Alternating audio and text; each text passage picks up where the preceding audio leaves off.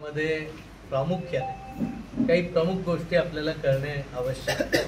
त्यामध्ये जसं चिपळूण शहराच्या बाबतीत बोलायचं झालं तर चिपळूण शहर असेल, आजूबाजूची गावं असतील, कायमस्वरूपी पुराने म्हणजे त्याला सफर होत असतात। तर कायमस्वरूपी याच्यावर उपाययोजनासाठी 2200 कोटीचा जो प्रोजेक्ट रिपोर्ट बनतो त्याची मंजुरी मिळवून ते काम जर चांगल्या पद्धतीने चालू करता आलं तर ते काम आपल्याला चालू करायचेच आहे। दुसरी महत्त्वाची गोष्ट म्हणजे आपल्याकडे कोकणामध्ये मोठ्या धरणापेक्षा छोटी छोटी पाझर तलाव प्रत्येक खोऱ्यात होणं खूप गरजेचं आहे। आणि ही पाझर तलाव मोठ्या आणि छोटी अशा दोन कॅटेगरीत असतात।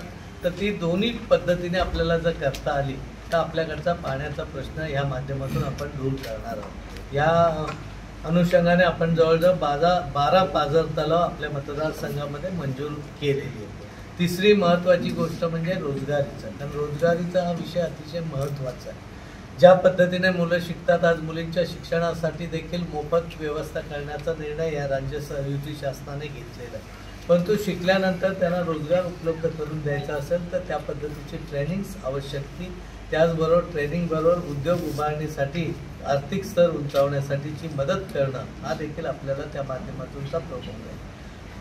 चौथी रोजगारासाठी उपलब्ध होणारी कोकणाचा विचार केला आणि विशेषतः चिपळूण संगमेश्वरचा विचार केला तर आपल्याला पर्यटनाची संधी खूप मोठ्या पद्धतीने, हे पर्यटन 2 टप्प्यात आहे। एक कृषी पर्यटन आपण चांगल्या पद्धतीने आपल्या भागामध्ये डेव्हलप करू शकतो आणि दुसरं यात्रा किंवा तीर्थक्षेत्र पर्यटनाच्या माध्यमातून डेव्हलपमेंट करू शकतो। याचा विचार केला तर देवरुख तालुक्यामध्ये मार्लेश्वर असेल, टिकलेश्वर असेल, मैपतगड असेल, कसबा असेल किंवा बुरवाडचं जे मंदिर आहे, अशा अनेक गोष्टी आहेत की आपल्याला प्रचित गड पण तिथे आहे।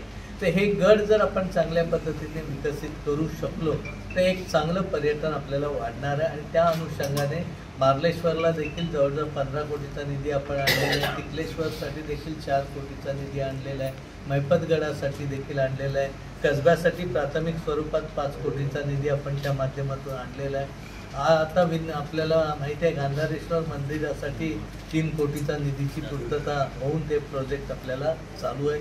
गोळकोट किल्ल्यामध्ये देखील चांगल्या पद्धतीने काही तांत्रिक अडचणी आहेत त्या दूर केल्या तर तो किल्ल्याला पण आपल्याला चांगलं वैभव आणता येईल। म्हणजे जर पर्यटन वाढलं तर स्थानिक रोजगार त्या माध्यमातून निश्चितपणे वाढणार आहे। ज्या पद्धतीने आज सावर्डा आणि सावर्डा परिसरामध्ये शैक्षणिक दृष्ट्या अनेक कॉलेजेस, अनेक वेगवेगळ्या गोष्टी झाल्या, जसं की डेरवण कॉलेजचं MBBS कॉलेज असेल, पोस्ट ग्रॅज्युएशन असेल, स्पोर्ट्स कॉम्प्लेक्स असेल, ह्या आणि सह्याद्री शिक्षण संस्थेचे स्वर्गीय निकम साहेबांच्या माध्यमातून संस्था असेल, तिकडे चोरगे सरांच्या माध्यमातून त्यांची शिक्षण संस्था असेल, ह्या राजाराम शिंदेच्या माध्यमातून त्यांची संस्था असेल, रवींद्र मानेन साहेबांच्या माध्यमातून किंवा बने साहेबांच्या माध्यमातून असेल, तर ह्या सगळ्यामुळे ही जर वाढवता आली अजून चांगल्या पद्धतीने तर तिथे देखील चांगली रोजगाराची संधी निर्माण होते आणि त्या परिसराला पण त्याचा विकास करता येतो। त्यामुळे ग्रामीण पर्यटन, शैक्षणिक चांगल्या पद्धतीने वाढ करणं आणि व्यवसाय वाढीला चांगली चालना देणं हे देखील माझा प्रमुख उद्देश आहे। या सगळ्यामध्ये आरोग्य यंत्रणा कोकणामध्ये विचार केला तर कम्पॅरेटिव्हली बाकीच्या मानाने आपल्याकडे थोडी कमी आहे। तर ही यंत्रणा वाढवून ट्रॉमा केअर संगमेश्वरचं असेल, आपलं ट्रॉमा केअर कामगारचं असेल, ह्यांना जर चांगल्या पद्धतीने अजून चांगला निधी, म्हणजे पहिल्या टप्प्यात निधी मिळाला नाही असं नाही, परंतु एक चांगला निधी मिळाला आणि त्या पद्धतीचं काम आपल्याला ह्या आरोग्यामध्येही चांगलं करता येईल। आज आपल्याला माहिती आहे चिपळूण शहरामध्ये आपण म्हणजे तळ्यांचं शहर म्हणून एकेकाळी ओळखत होतं। आज ती तळी बरीचशी कमी झाली, पण जी आहेत ती तळी, जसं नारायण तलाव आहे, त्याचबरोबर आपलं विरेश्वर तलाव आहे, ही तलाव रामतीर्थ आहे, रामतीर्थाला पण चांगल्या पद्धतीचा निधी आपण तिथून आणतो। ही तलाव विकसित होणं, वेगवेगळी छोटी गार्डन्स विकसित होणं, चांगल्या पद्धतीचे रोड बाइंडिंगचं काम होऊन रोड रुंदीकरण होणं आणि इंडस्ट्रीमध्ये MIDC आपण मोठी इंडस्ट्री खूप मोठी येईल लगेच अशी अपेक्षेपेक्षा जी जागा आहे, खेर्डी असेल, खडकोली असेल, या जागेवर छोटे ॲग्रो बेस इंडस्ट्री आणणं हा देखील त्याचा एक खूप चांगला पर्याय आहे। जसं की आपल्याकडे ह्याला अलोऱ्याला शासकीय जमीन पडू नये त्या जमिनीमध्ये काही प्रोजेक्ट वेगळे आणता येतील. जसं NDRFसाठी आपण प्रयत्न केले, परंतु ते प्रयत्न थोडेसे अपुरे पडले जरी असले तरी एखादा स्टेट लेवल किंवा नॅशनल लेवलचा स्पोर्ट्स कॉम्प्लेक्स जर आपण त्या जागेमध्ये विकसित करू शकलो तर आपल्याला तिथं एक चांगलं पर्याय त्या जागेचा वापरात देखील येईल. कारण आता ती जागा पडून असल्यामुळे खूप त्याचा हे होतो. मी देखील पुढच्या वर्षापासून इंडोर अकॅडमी, स्पोर्ट्स अकॅडमी खरवत्या इथं चालू करणार आहे. अशोक शिंदे असतील किंवा धनराज पिल्ले यांची मदत घेऊन आपण त्या गोष्टी करतोय.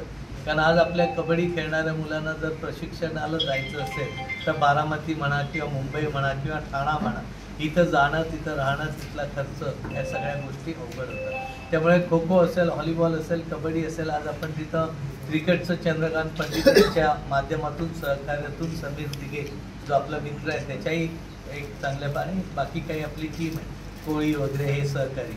क्रिकेटच्या 3 विकेट आपण तिथून बनवायला घेतल्या आहेत. येत्या 1 महिन्यात अतिशय चांगल्या पद्धतीचा पाऊस कंटिन्यू नसता तर मधल्या 30 सप्टेंबरपर्यंत आपण सचिनशी पण बोलणं झालं होतं, त्यांना आणून ते तिथं स्टार्ट घ्यायचा आपला प्रयत्न आहे. पण 1 महिन्यात 1.5 महिन्यात माझी असे आहे की तिथलं ग्राउंड देखील अद्ययावतपणे क्रिकेटसाठीचं उपलब्ध होईल. तिथं देखील इंडोर स्टेडियम एक चांगलं आपण दर्जेदार पद्धतीने बनवतो की जेणेकरून तालुक्यातली मुलं तिथं प्रशिक्षित होतील, रेसिडेन्शियल राहतील आणि चांगल्या पद्धतीने स्पोर्ट्सला एक चांगलं दर्जा देण्याचं आपण काम करतो. याचबरोबर ज्या कलाकार आहेत, ग्रामीण कलाकार आहेत, लोककला आहेत, तर लोककलेला देखील सन्मान देऊन त्यांना सपोर्ट करणं आणि या लोककलामध्ये आणि ग्रामीण भागातले जे कलाकार आहेत त्यांनाही चांगल्या पद्धतीने सपोर्ट करून आपल्याला पुढं कसं नेता येईल हा विचार आपल्याला करायचा आहे.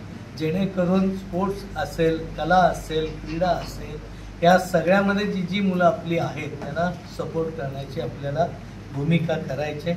बाकी आरोग्य सेवा आहे, दर्जेदार शिक्षणाच्या बाबतीत आहे, कृषीमध्ये देखील छोट्या छोट्या संस्था करून, जसं आपल्याला माहिती आहे की क्लस्टरमध्ये काही स्कीम्स आता सेंट्रल गव्हर्नमेंटने खूप चांगल्या पद्धतीने आणलेल्या आहेत, त्याचं देखील इम्प्लिमेंटेशन करणं ही माझी भूमिका आहे. मी ट्रायल बेसवर काकोडकर सरांच्या मार्गदर्शनाखाली माझी मुलगी सई MTech झाली, ती ICTला, तिच्या पुढाकाराने एक प्राथमिक स्वरूपात आपल्याकडची जी फळं वेस्टेज जातात त्या फळांना चांगल्या व्हॅल्यू ॲडिशन्स करून मग वेगवेगळ्या वायनरीपासून पण त्यामध्ये एक चांगला पर्याय आपल्याला त्या माध्यमातून देता येईल की ज्याच्यामध्ये कोकणात होणारी नाशिवंत फळं, मग जांभूळ असेल, करवंद असेल, करवंद आता फारसा आपल्याकडे नाही पण जांभूळ आपण चांगल्या पद्धतीने लागवड करू शकतो.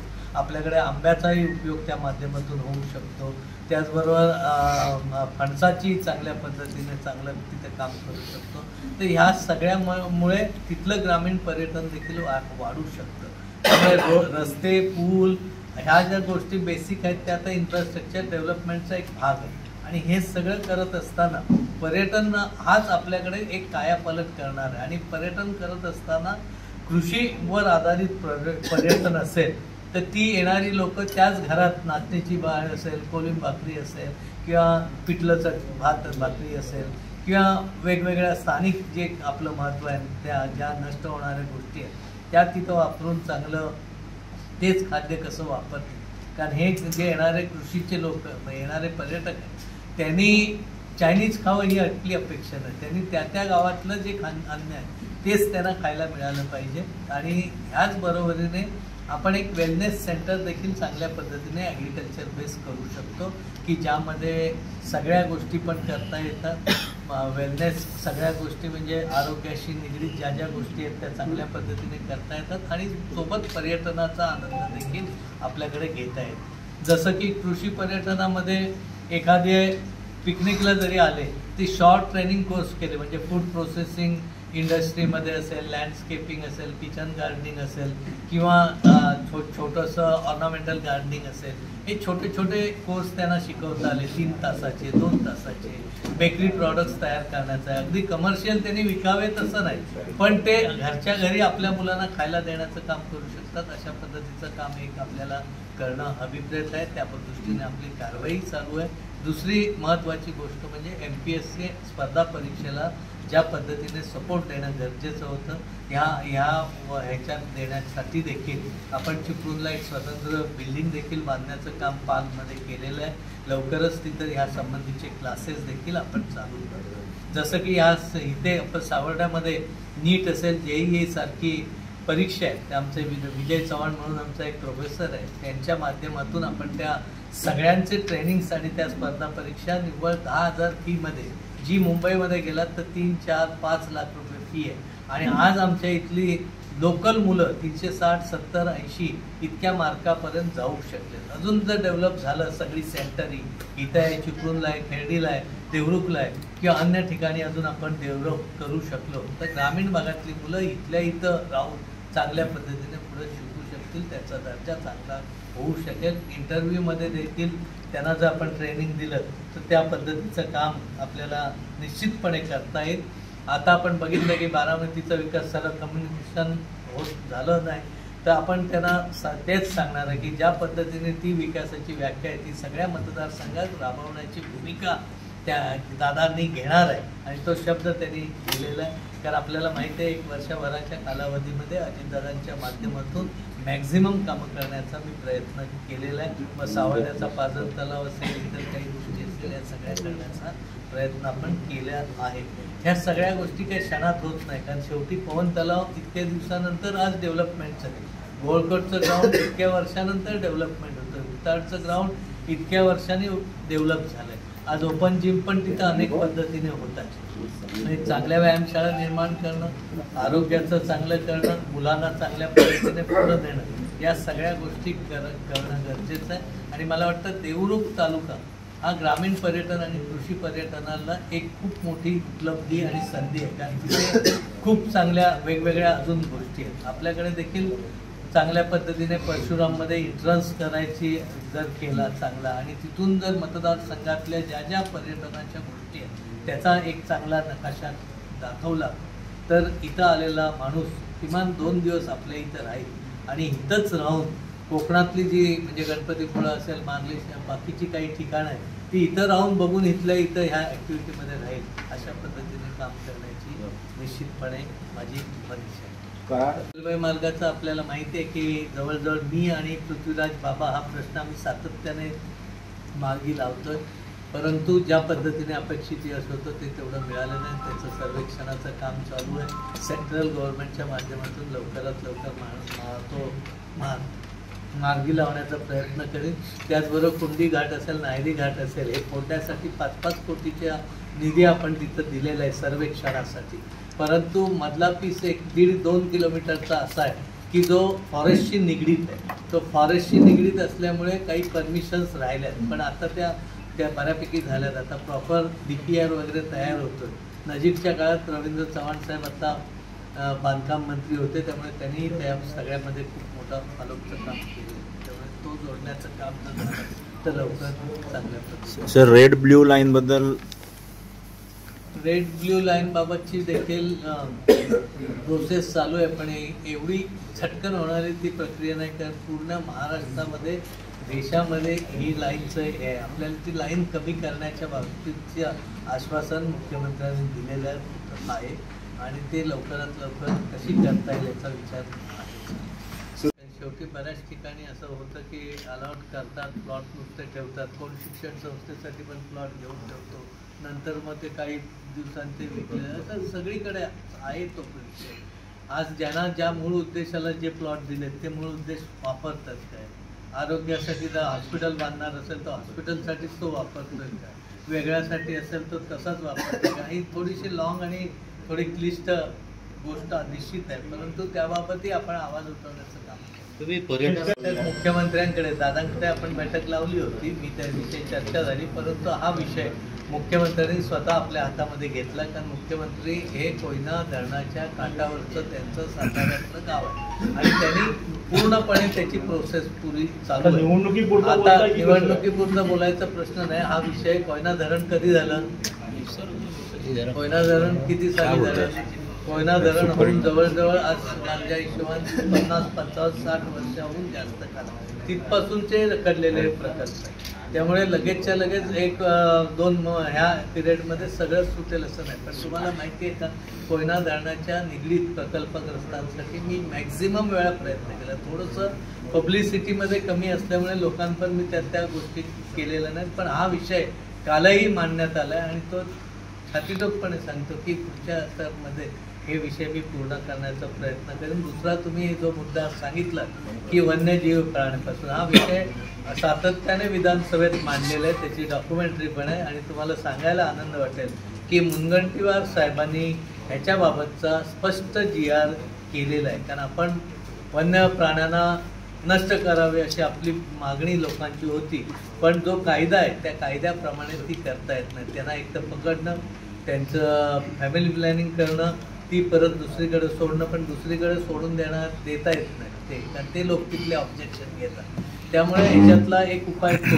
आता मग हे करत असताना त्यांनी केलेलं नुकसानीचं चांगल्या पद्धतीने नुकसान भरपाई देण्याचा GR देखील झाला. फक्त त्याच्यात प्रॉब्लेम काय होता की फुलोऱ्यापासून कसं नुकसान द्यायचं ह्याची प्रोसिजर चालू असल्यामुळे ते मग कामाचा आणि निवडणुकीचा डायरेक्ट निकालाशी संबंध असायला हवा होता, पण मला वाटत नाही असा असतो की नाही, मला माहीत नाही आता ते निकालात. कारण आता राजकारणाची दिशा पण बऱ्याचशी बदलत चाललेली आहे. म्हणजे काम हा एक तुम्हाला लोकांपर्यंत पोहोचण्याचं एक माध्यम आहे, कारण शेवटी सत्तेत असणारा काम तर एकच प्रश्न आहे, तुम्ही पर्यटनावर बोललात, आपला बॅकवॉटर्सचा प्रोजेक्ट आहे तो आणि रोपवे, याबाबत काय तुम्ही? रोपवेच्या बाबतीत म्हणजे मला पण एवढं फार कन्फर्म नाही की तो फिजिबिलिटी त्याला कशी मिळणार आहे, कशा पद्धतीने त्याचा आपल्याला अभ्यास करावा लागेल. कारण मी